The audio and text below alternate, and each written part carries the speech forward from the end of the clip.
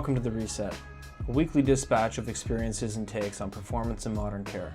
For the athlete, the practitioner, and the thinker, we break down recovery, health, and performance systems to reshape the conversation.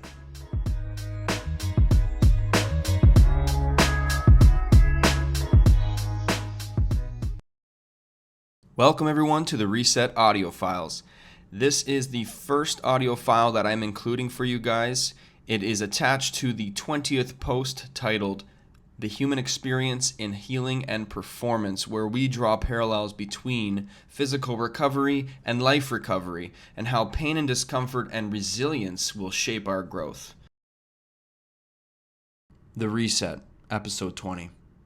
The Human Experience in Healing and Performance, drawing parallels between physical recovery and life recovery, how pain, discomfort, and resilience shape growth.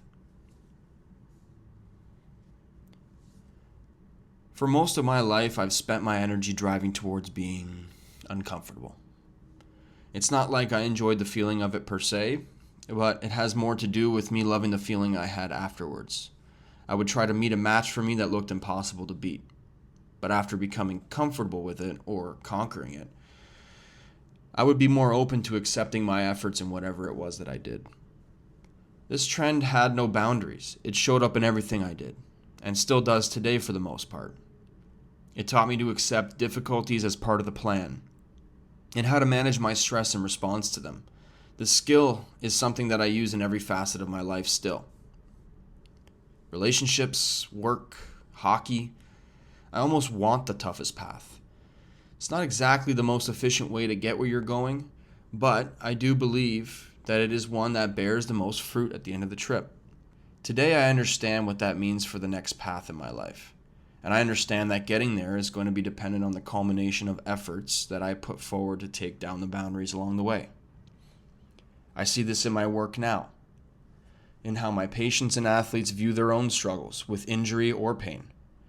And I see how, if they're able to embrace the discomfort with focus, they can get their health dialed in and reach a level of wellness that they always imagined. It's not an easy road. It, in fact, is the hardest road. It takes dedication, balance, focus, and overcoming letdowns and failures. Stubborn perseverance. I think that is the most underrated aspect of what it is to be human, in health and in life. Let us spend the next little bit unpacking what that looks like and examining the inner workings of that level of wellness. The weight we carry. We understand now that our physical health cannot be the only point of focus if we want to achieve a higher level of health. Argumentatively, it may not even be the most important. It is no longer advantageous to solely focus on the physical side of your wellness. Though there is a great argument that it is a simple place to start, where you can make a choice to go for a walk, cycle, or lift some weights, and the outcome is a spike in energy, drop in cortisol in the body, and an improved sense of self-accomplishment. There are levels to this, of course, and when we identify our own levels, we start to imagine ourselves in a bigger light, one that can be blinding at times, but nevertheless informative.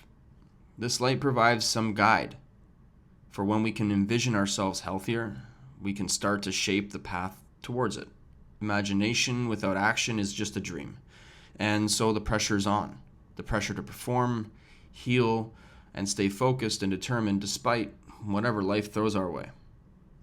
This can be detrimental to the process if it's not supplemented with grace. For our physical tension mirrors our emotional tension. And true healing can only occur when we become aware of this, not push through or move around it. Avoidance in this sense is not our friend, but our mortal enemy. Discomfort, our teacher. Perhaps my methods of intentionally running towards discomfort like I was getting paid to do so may not be a sound strategy for all people and all situations. I can appreciate that for most, it might be a little frightening to imagine choosing that difficult road every time. It may not even make sense to them. So my natural inclination is to come up with strategies and methods to deal with that discomfort more efficiently when it does present itself.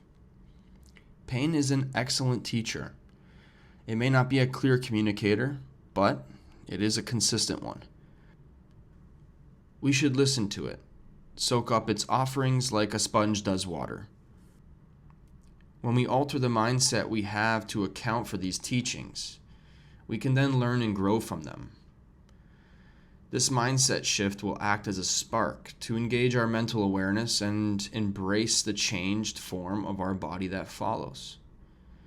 Is it then possible to reinterpret pain as something meaningful, not malevolent? Can we shift the message received in a more productive role? Pain, physical or emotional, is information, not punishment. We fear it because we equate it with loss of function, loss of ability, loss of a loved one, when it is actually the highest form of awareness. It means you've traveled long enough to experience the outcome of a series of choices or circumstances. This is a simple awareness technique that I use where I reshape the pain into a message from the situational outcomes of my life. From that point, there are decisions to make around how we will use this message in a detrimental and destructive manner or a utilitarian, constructive one. There's only one option if you wish to grow and improve, for evolution only happens when there is a clear choice made to adapt and move forward. Avoidance only amplifies what pain is trying to teach, and healing begins when we stop asking, how do I make this stop? And start asking, what is it trying to show me? To put plainly, pain speaks in the same language whether it lives in muscle, memory, or the mind. It only asks to be heard. And discomfort is where the body and the mind negotiate who you're becoming. So with this, we can draw parallels between pain and discomfort and growth and evolution. For discomfort is not the opposite of progress, it's the sign of it. So we see through our analysis of these points and concerns surrounding the topic of pain and growth, we can discern a realm where we actually look forward to the opportunity to experience some discomfort in our lives and introduce to ourselves the idea of constructive discomfort, where we identify the tough spots and approach them while showing ourselves grace in the process. This is the balance between challenge and compassion. Adaptation, nature's most honest law. Much of what happens inside our body during injury has a philosophical mirror to life. I will show you.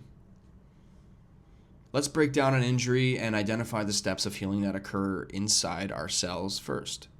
Then we'll create a tether between these actions and outcomes and our social situations in life. From cells to psyche, everything we are depends on adaptation. Resisting it holds us back. From the inflammation, the chaos, and the repair, to the ends of biological recovery and healing, the body's wisdom remains the same. It doesn't rush, doesn't force. It prioritizes. It trusts time and processes. Life's healing follows the same steps. Pain, then chaos, comes reorganization, and followed by strength. Even the body, in all its intelligence, understands that order is born from disorder. And healing begins when we stop trying to skip the inflammation and start respecting it. Healing in the body is staged. It's highly organized and it's a process. While every tissue has nuances, the general process is consistent.